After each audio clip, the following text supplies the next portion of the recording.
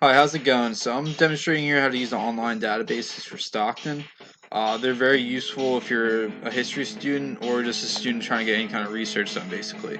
So while this is made for college students, I believe this should be accessible or is accessible for high school students. So let's see, what kind of paper do I want to write? We're gonna look up something about agriculture. So as it loads, it takes a specific database. This one's a ProQuest database. So I'm just going to type in grading. We're going to do... Hmm. Actually, we're going to do Earth grading. So let's see what pops up here. So this is an environmental one. So this is a bit different than what I'll be using as a history student.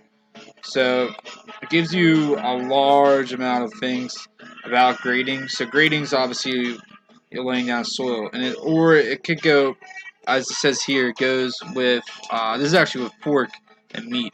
So if I was writing a thing about food grading, this is a ranking of food like meat industry in the United States. So that's how this would be done. This is useful if really most classes. I feel like obviously if you're writing a research paper or just trying to come up with a topic idea within a certain parameters, you can use this A to Z databases to find these. So this is a very useful tool in a classroom, and I think this is as a history teacher, a very helpful tool.